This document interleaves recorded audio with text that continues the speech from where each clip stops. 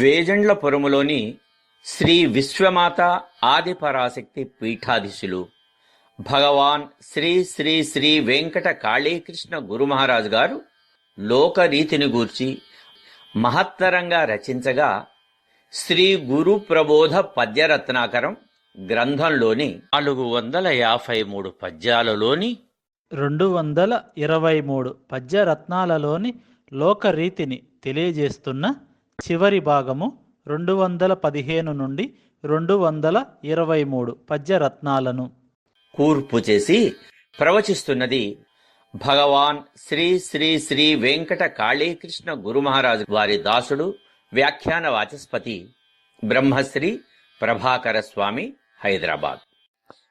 పరమశ్రేష్ఠులవుచు పాలనం మునుసేయ సత్యధర్మములకును సాక్షులగుచు పరమశ్రేష్ఠులవుచు పాలనం మును చేసి సత్యధర్మములకు సాక్షులగుచు జనుల హితము గోరి చెరియింతురు ఘనులెప్పుడు జనుల హితము గోరి చెరియింతురు ఘనులెప్పుడు కాళికాంబతనయ కనుము కృష్ణ.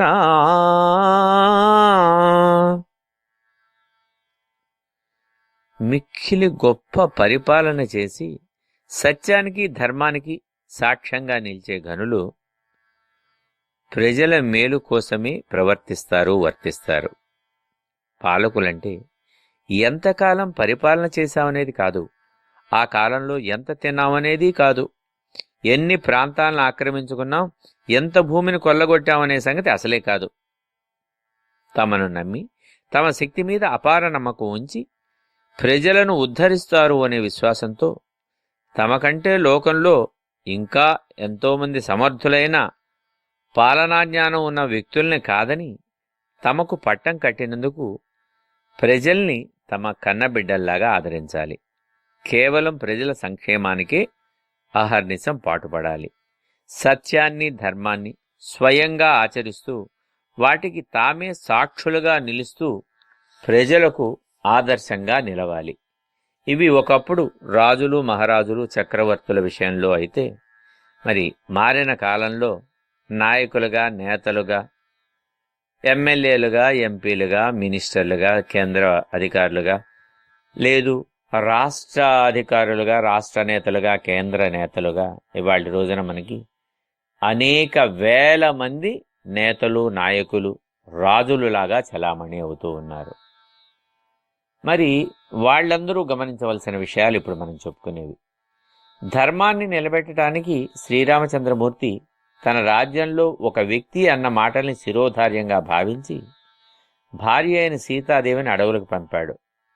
అంటే ఆ ఘట్టంలోని అంతరార్థం ధర్మం నిలపటానికి ఎలాంటి త్యాగానికైనా సిద్ధం కావాలి, ఎలాంటి త్యాగమైనా చెయ్యాలి రాజు అన్నవాడు.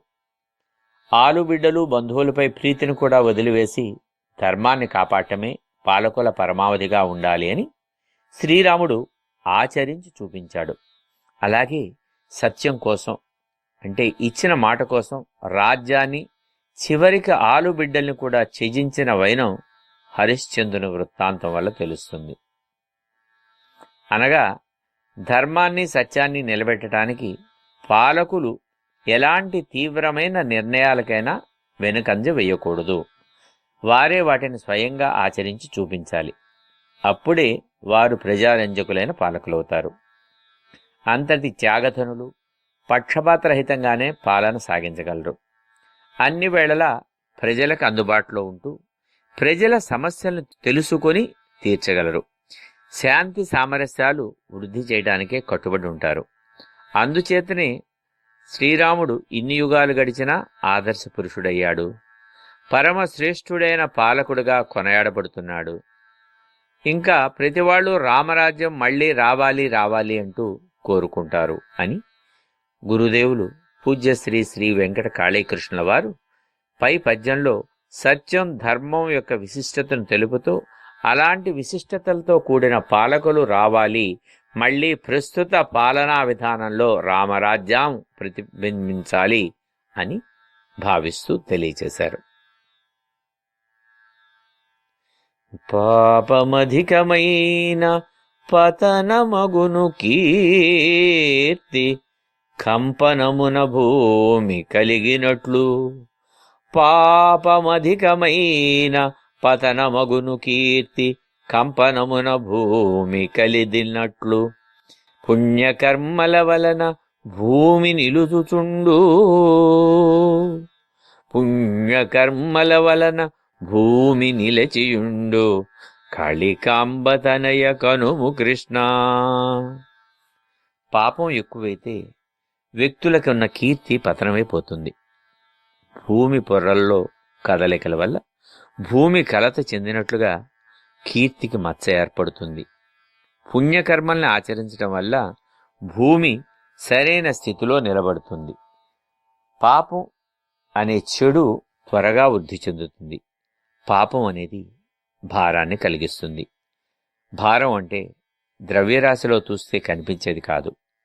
భ్రష్టుడైన కొడుకును చూసి తండ్రి, నువ్వు నాకు భారమైపోయావు, బయట తలెత్తుకు తిరగలేకపోతున్నాను అంటాడు. అంటే కొడుకు చేసే చెడు పనులు అందరికీ ఆటంకంగా ఉన్నప్పుడు అందువల్ల తండ్రికున్న మంచి పేరు పోతుంది. ఆ కుమారుని గురించి, అతను చేసే చెడు పనుల గురించి ఆలోచిస్తుంటే మనసు పాడైపోయి దుఃఖం కలుగుతుంది. ఆ దుఃఖభారమే పాపభారం. అది కనిపించేది కాదు, కనిపించకుండా కృంగదీస్తుంది.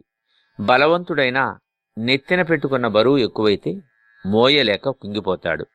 అదేవిధంగా ఎంతటి కీర్తిమంతులకైనా తమ పేరు ప్రతిష్టల్ని అడ్డం పెట్టుకుని పాపపు పనులు చేస్తుంటే ఆ పాపం పండిన రోజు వారికి అప్పటి వరకు ఉన్న కీర్తి నాశనమైపోతుంది. ఆరోగ్యవంతుని శరీరంలో విషం ప్రవేశించినప్పుడు అతని ఆరోగ్యం పూర్తిగా హరించిపోయినట్టుగా ఎవరిలోనైనా పాపం అధికమై ఉన్న మంచి పేరు కాస్తా పోతుంది. పాపాత్ములు ఎక్కువైనప్పుడు భూమి అనే దేహానికి కూడా ఆ పాపభారం ఎక్కువై భూమి కూడా కంపించిపోతుంది. ఆ పాపం భూమి పొరల్లోకి చేరి అలజడిని రేపి కంపాలను సృష్టిస్తుంది. తత్ఫలితంగా భూమి యొక్క సాధారణ స్థితిలో విపరీత పరిణామాలు చోటు చేసుకుంటాయి. ఆ పరిణామాలు భూమిపై నివసించే జీవకోటికి ప్రమాదకరంగా మారతాయి. అదేవిధంగా పుణ్య కార్యాలను ఆచరించే వారి వల్ల భూమి ఎలాంటి ప్రతికూల ఒత్తిళ్లకు లోను కాదు. అందుచేత ఎలాంటి అవాంతరాలు సంభవించవు. కనుక ప్రతివాళ్ళు ఆత్మ పరిశీలన చేసుకొని పాపకర్మలను ఆచరించకుండా సుదీర్ఘమైన మానవ మనుగడను దృష్టిలో ఉంచుకుని స్వీయ క్షేమాన్ని పొందటం కోసం పుణ్యకార్యాలను లేదా మంచి పనులను చేయవలసిన ఆవశ్యకత ఎంతైనా ఉన్నది అని భగవాన్ శ్రీ శ్రీ శ్రీ వెంకట కాళీకృష్ణ గురు మహారాజ్ వారు పై పద్యంలో తెలియచేశారు. కాలమర్మమసలు కానకున్నయపుడు,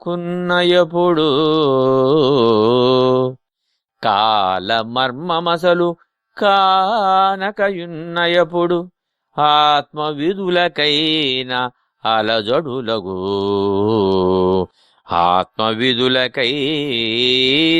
అలజడులగు కాల సూక్ష్మమెరుగా ఘనతలవియగలుగు, కాల సూక్ష్మమెరుగా ఘనతలవియ కలుగు కాళికాంబతనయ కనుము కృష్ణ.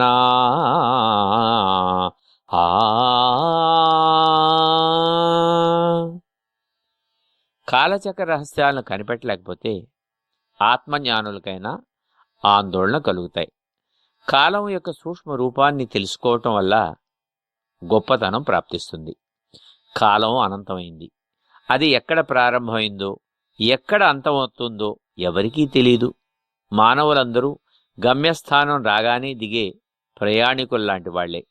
కానీ కొంతమంది ప్రయాణికుల్లా కూర్చోక ఆ కాలం ఎలా పరిగెత్తగలుగుతుంది, ఆ శక్తి దానికి ఎక్కడి నుంచి వస్తుంది, దానికి మూలాధారం ఏమిటి, అందులో ఇంకా ఏమేమి అంశాలున్నాయి అనే విషయాల్ని తెలుసుకోవటానికి ప్రయత్నిస్తుంటారు. కాలగమనం మనోవాయు వేగాలతో పరిగెత్తే అశ్వం లాంటిది. దాన్ని అధిరోహించాలి అంటే సాధ్యం కాదు. అధిరోహించాలి అనుకునేవారు ముందుగా ఆ అశ్వం యొక్క వేగానికి సమానంగా పరిగెత్తే సామర్థ్యాన్ని పొందాలి. తదుపరి అంత వేగంలో రెప్పపాటులో నేలపై నుంచి ఎగిరి ఆ కాలాశ్వంపై స్థిరంగా కూర్చోగల స్థాయిని ఏర్పాటు చేసుకోవాలి. అప్పుడు కాలంలో ఉన్న మర్మాలు, జరుగుతున్న విషయాలు అన్నీ కనిపిస్తాయి. ఆత్మవిభులు తమ అకుంఠిత సాధనతో కాలమర్మాల్ని పరిశీలించగల స్థాయికి ఎదుగుతారు. ఒక్కొక్కసారి ఆత్మజ్ఞాన సంపన్నులైన వాళ్ళు కాలమర్మాన్ని తెలుసుకోలేక అలజడులకు గురవుతారు. కాలం ఎవరి అధీనంలోనూ ఉండదు. అందుకే ముందుగా దాని స్వరూపాన్ని అవగతం చేసుకుని దాన్ని బట్టి ప్రవర్తించటం ఉత్తమం. లేకపోతే అవగాహన లేకుండా, తగిన పరిజ్ఞానం లేకుండా పద్మవ్యూహంలో ప్రవేశించిన అభిమన్యుని పరిస్థితి వల్లే అగమ్య గోచరంగా ఉంటుంది.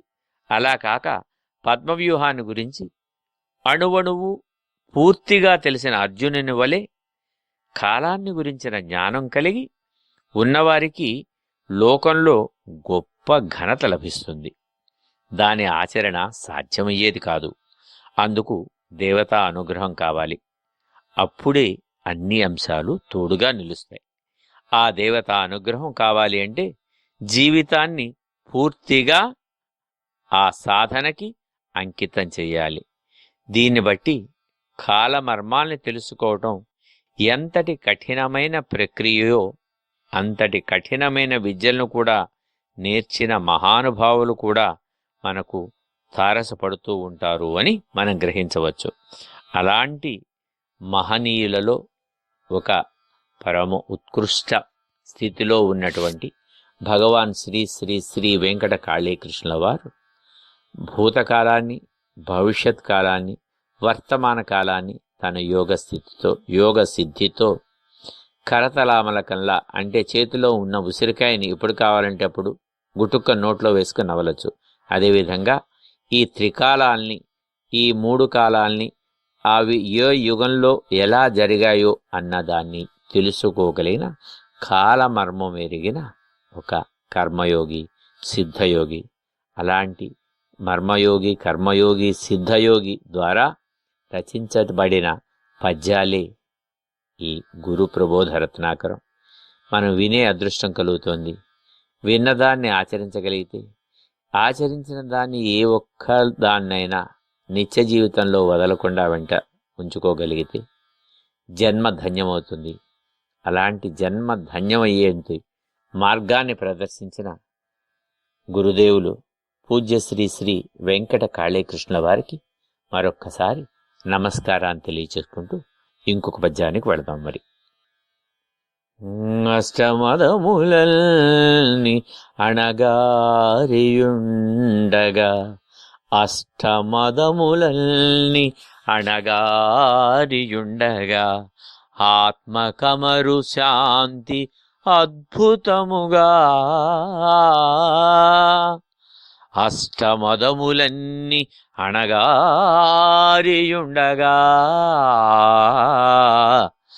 ఆత్మకమరు శాంతి అద్భుతముగా, సుడులు లేని ఎట్టి జలధిని చూడమే, సుడులు లేని ఎట్టి జలధిని చూడమే, కాళికాంబతనయా,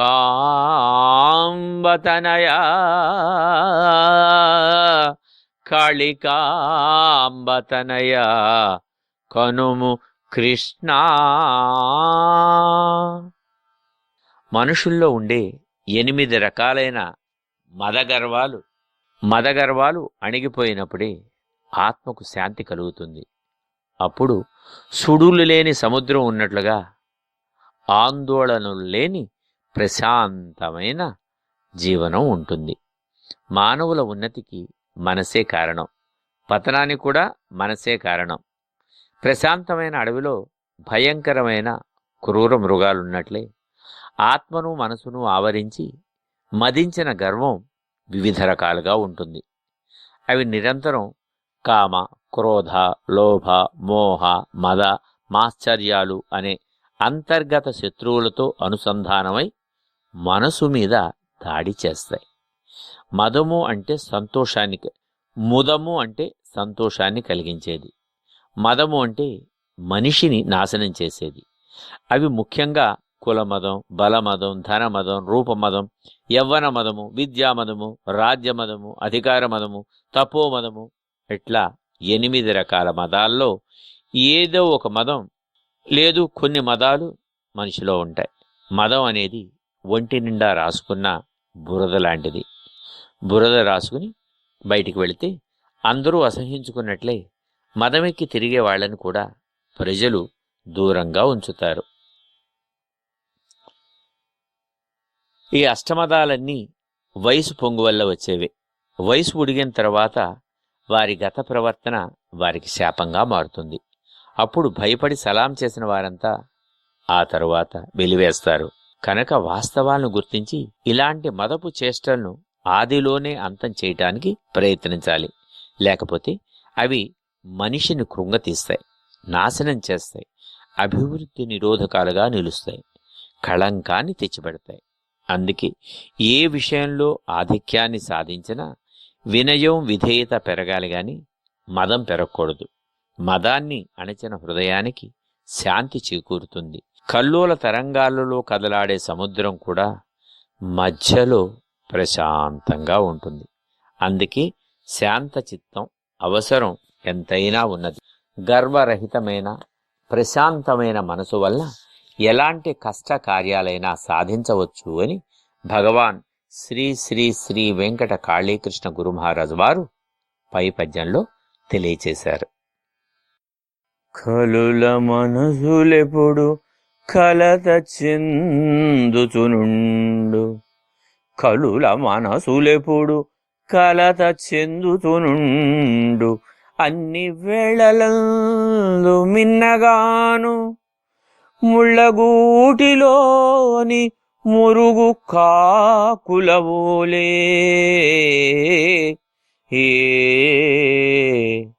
కలుల మనసులెప్పుడు కలత చెందుచునుండు, అన్ని వేళలందు మిన్నగాను ముళ్ళగూటిలోని మురుగు కాకులవోలే. కాళికాంబ తనయ కనుము కృష్ణ.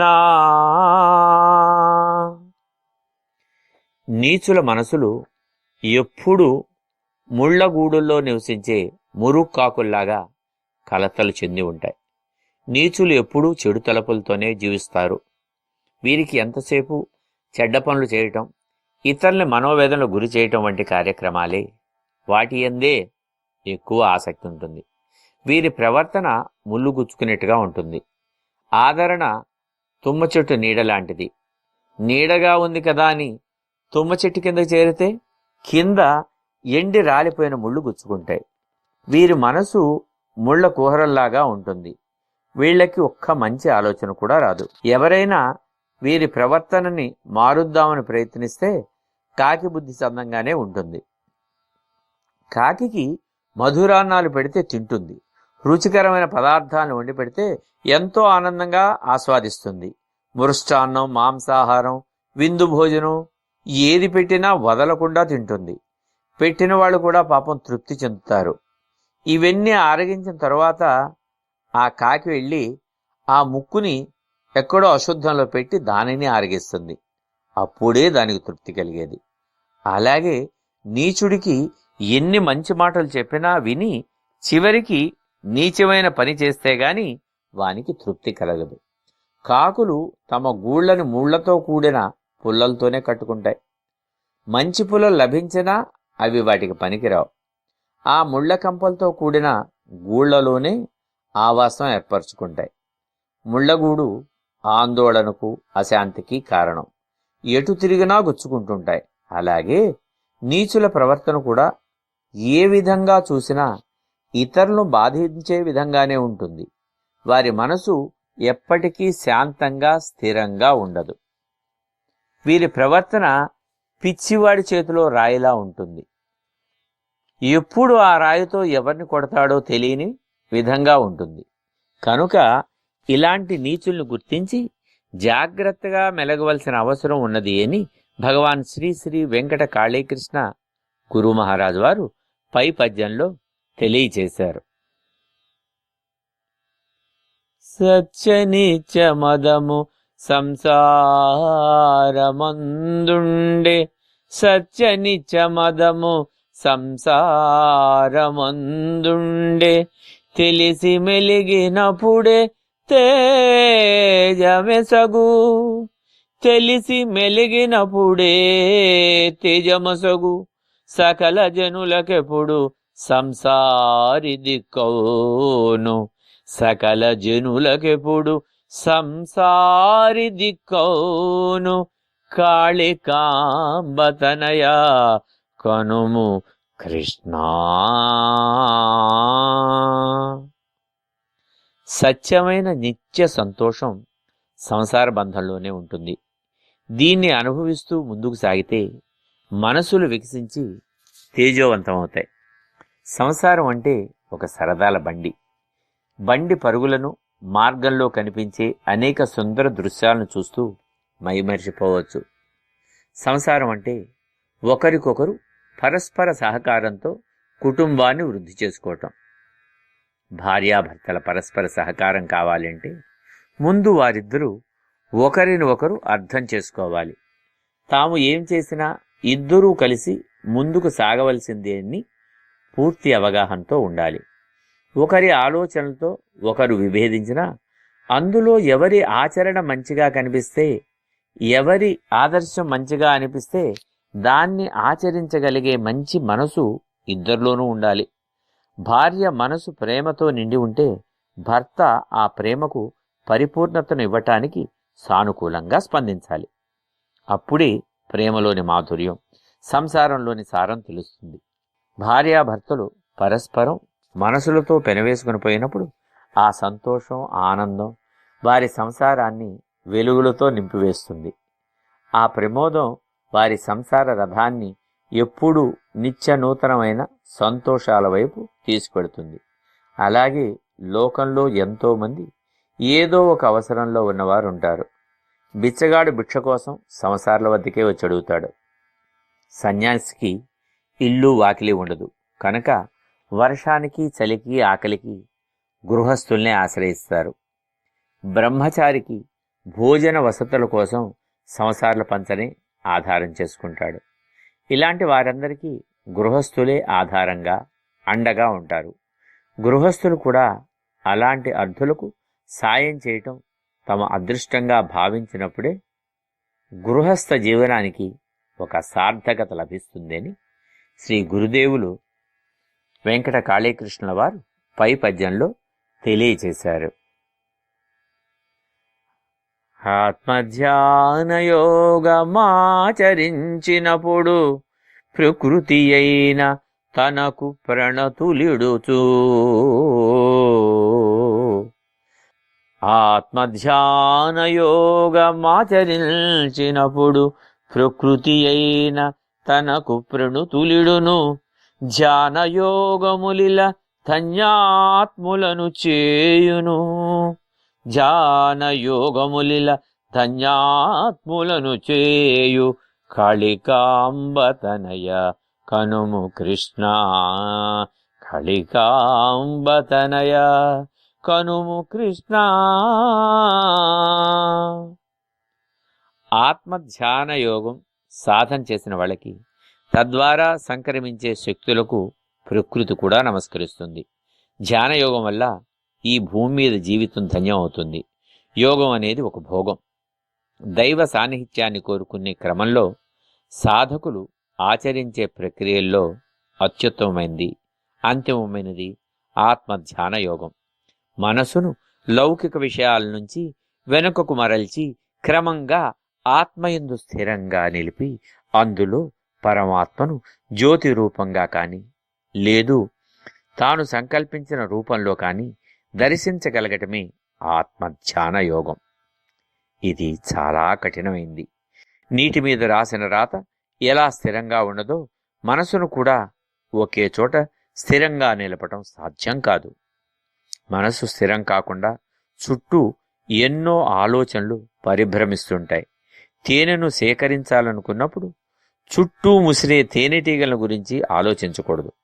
అవి బాధిస్తూనే ఉంటాయి. ఆ బాధ కంటే తేనెలో ఉండే తీయదనం కోసమే ఆలోచించాలి, ప్రయత్నం చేయాలి. అలాగే మనసును కూడా భ్రమించకుండా ఒకే చోట కేంద్రీకరించాలి. మనసును అదుపులో పెట్టుకుని ఆత్మధ్యాన యోగం ఆచరించిన యోగులు మహత్తరమైన శక్తులను, సిద్ధులను సాధించగలుగుతారు. ఆ దివ్యశక్తుల ద్వారా వారు ప్రకృతిని కూడా అవసరమైన సందర్భాలలో తమకు అనుకూలంగా మార్చుకోగలరు. ఆ యోగులు తమకున్న ఇలాంటి దివ్య శక్తులను లోకక్షేమాన్ని వాంఛించి అప్పుడు మాత్రమే వినియోగిస్తారని తెలుస్తుంది. ప్రకృతిని శాసించిన యోగులు చాలా అరుదుగా ఉన్నారు. ప్రకృతి వశం కావటం అంటే సమస్తం తమ అధీనంలో ఉండటమేనని గ్రహించాలి. ఇలాంటి విషయాలు శాస్త్రాలకు అందనివి, రుజువులకు లభించనివి. నిజానిజాలు తెలుసుకోవాలి అంటే ఎవరైనా ఈ విధానాల్ని ఆచరించి, అనగా ఆత్మయోగ ధ్యానాలను, ఆత్మధ్యాన యోగాలను ఆచరించి దాని ద్వారా శక్తుల్ని సాధించి వాటి ఫలితాలను పరిశీలించినప్పుడే నిజాలు తెలుస్తాయి. కనుక ధ్యాన యోగాలను ఆచరించే వారి జీవితాలు ఇలలో ధన్యత చెందుతాయి అని ఆత్మధ్యాన యోగ సంపన్నుడు సిద్ధగురువు అయినటువంటి పూజ్యశ్రీ వెంకట కాళీకృష్ణ వారు పై పద్యంలో తెలియచేస్తున్నారు.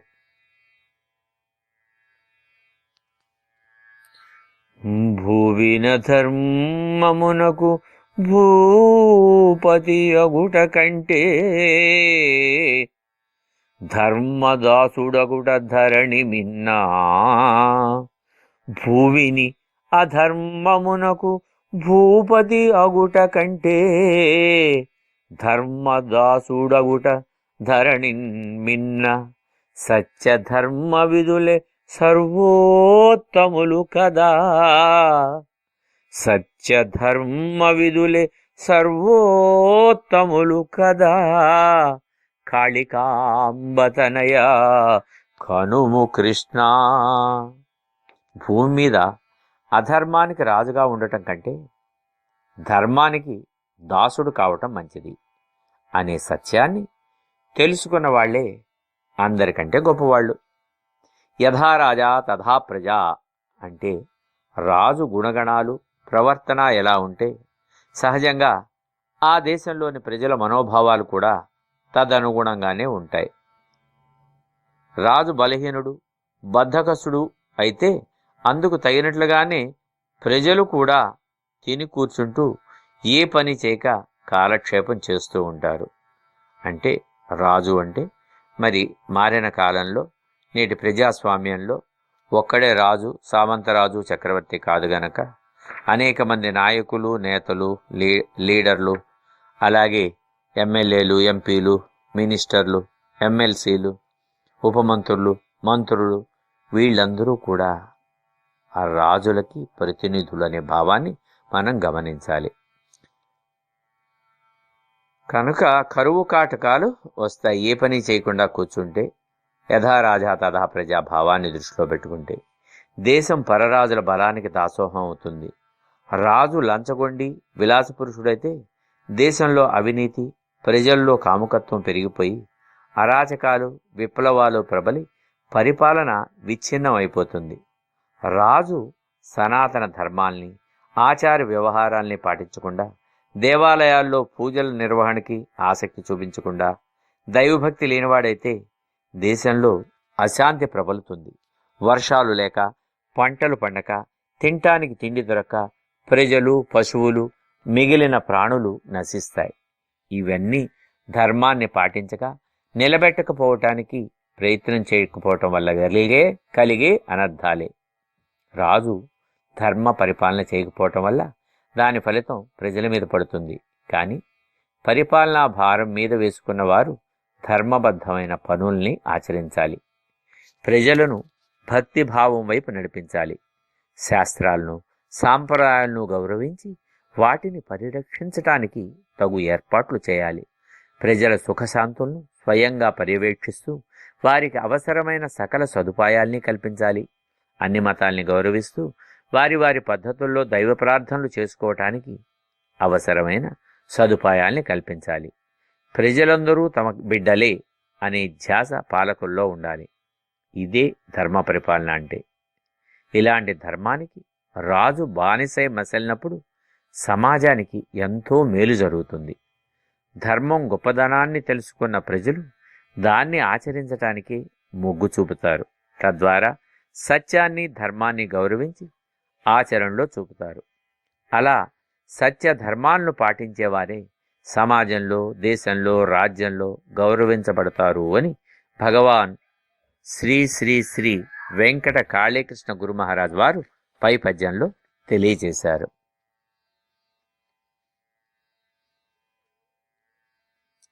విశ్వమంత